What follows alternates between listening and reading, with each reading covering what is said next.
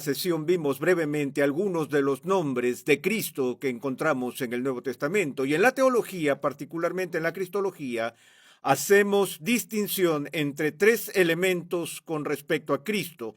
En primer lugar, los nombres de Cristo, que ya vimos brevemente. En segundo lugar, los estados de Cristo. Y en tercer lugar, el oficio de Cristo. Y hoy vamos a ver los estados de Cristo, es decir, su estado de ser o el papel en el que está actuando en varios momentos a lo largo de su vida o de su existencia. Así que cuando hablamos de los estados de Jesús, no empezamos desde su nacimiento en Belén, sino más bien empezamos primeramente con su estado preencarnado. Y aquí somos conducidos a hacer eso buscando, por ejemplo, como mencionamos antes en la introducción de Juan a su evangelio, cuando dice: en el principio existía el verbo, y el verbo estaba con Dios, y el verbo era Dios. Y más tarde, al final del prólogo del evangelio de Juan, Juan dice: y el verbo se hizo carne, lleno de gracia y de verdad, y vimos su gloria, y habitó entre nosotros, y así continúa. Así que la declaración que se hace aquí en el primer capítulo de Juan es que este Cristo, quien ha aparecido en el plano de la historia, tanto en espacio como en tiempo, existió antes de su concepción y de su nacimiento, que su naturaleza divina es eterna con el Padre, y así tenemos en Jesús no solo el nacimiento de un bebé, sino la encarnación de Dios, la segunda persona de la Trinidad, Dios Hijo o el Logos.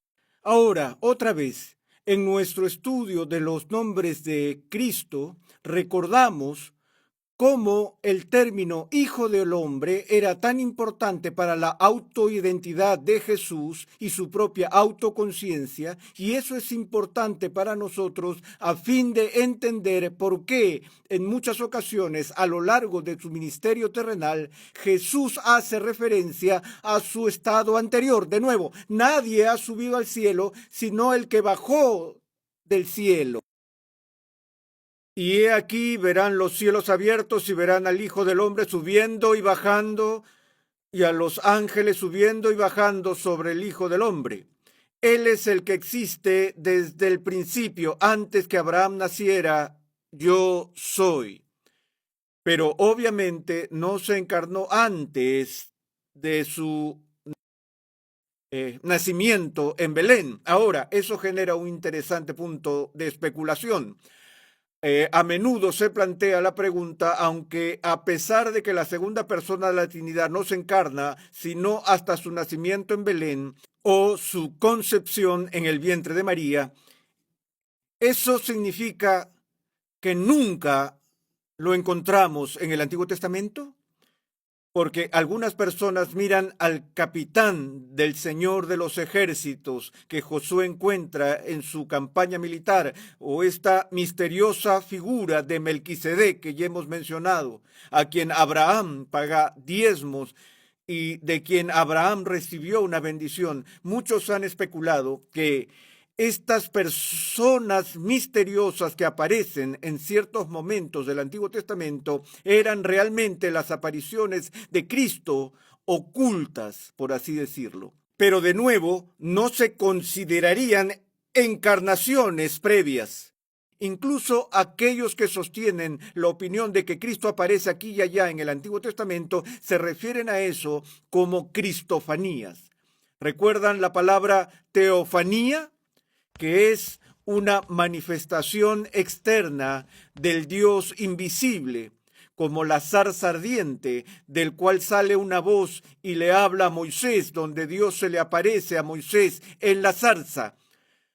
Así que estas manifestaciones se llaman cristofanías, o una manifestación externa de la segunda persona de la Trinidad anterior a su nacimiento. Pero de nuevo, eso es una especulación. Luego pasamos del estado preexistente, preencarnacional de Jesús, al estado de su vida en la tierra. Y si se acuerdan del credo de los apóstoles, como el credo de los apóstoles aborda lo más destacado de la manifestación terrenal de Cristo, fue concebido por el Espíritu Santo, nació de la Virgen María, padeció bajo Poncio Pilato, fue crucificado, muerto y sepultado. Al tercer día, ¿qué? Resucitó de entre los muertos, ascendió a los cielos y está sentado a la diestra de Dios Padre Todopoderoso. Desde allí ha de venir a juzgar a vivos y a muertos. Y así la referencia en el credo de los apóstoles es al nacimiento de Jesús, la muerte de Jesús, la resurrección de Jesús, la ascensión de Jesús, la ascensión de Jesús, de la que hablaré en un momento, y el regreso de Jesús. Y estos describen diferentes aspectos o estados de la existencia de Jesús después de la encarnación. Ahora, hay otra dimensión que quiero mencionar antes de ver de forma rápida cada uno de estos individualmente. Me refiero a lo que en teología normalmente hablamos como la vida de Jesús, que sigue una progresión de la humillación a la exaltación, donde en su nacimiento de una mujer del campo, en la más abyecta pobreza, con el manto de su humanidad escondiendo y ocultando su deidad, él está entrando en su humillación, y que a lo largo de su vida hay una profundización progresiva de esta humillación a medida que se mueve hacia la cruz, mientras el pueblo lo rechaza, ya que es azotado y golpeado y luego finalmente crucificado. Y luego, después de que la humillación llegue a sus profundidades, entonces está esta explosión de exaltación, donde Dios lo reivindica con la resurrección y lo rodea de gloria en su ascensión y todo lo demás. Así que los teólogos a menudo hablan de este movimiento de la humillación a la exaltación, y estoy de acuerdo con este marco general de progreso.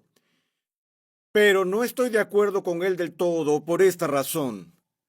Una de las cosas más emocionantes y gratas que jamás haya hecho fue escribir un libro llamado La Gloria de Cristo. Y lo que fue para mí tan genial de eso, y tengo que decir que fue uno de los libros peor vendidos que he escrito, así que otras personas no se emocionaron tanto por eso como yo, pero lo que me agradó tanto de esto fue que vi todos estos diferentes momentos clave en la vida de Cristo y puse mi atención única y exclusivamente en los elementos de gloria que estuvieron presentes, incluso en medio de la humillación. Por ejemplo, a pesar de que escuchamos hablar de Jesús, el bebé pobre, manso y humilde, nacido en un pesebre, sin embargo, incluso cuando ese evento tuvo lugar, no fue sin la manifestación de la gloria, porque justo a las afueras del pueblo de Belén, en los campos, la gloria de Dios brilló alrededor y hubo el mayor sonido y espectáculo de luz que el mundo había conocido hasta este momento, cuando los cielos manifestaron la gloria radiante de Dios para anunciar el nacimiento de Jesús. Entonces no estuvo exento de exaltación. E incluso la visita de los magos fue un elemento de gloria que se atribuyó a este bebé en el pesebre. Y tú pasas por su vida, vas al río Jordán, vas a su bautismo, que también fue un acto de humillación, cuando Jesús voluntariamente se sometió a un rito purificador que Dios había mandado de personas que eran pecadores, y Jesús no era un pecador, y recordamos que Juan estaba reacio incluso a bautizarlo. Espera un minuto, es decir, tú eres el Cordero de Dios. No puedo, no necesito bautizarte, tú deberías bautizarme. Y Jesús dijo, permítemelo ahora, Juan, porque es conveniente que cumplamos así toda justicia.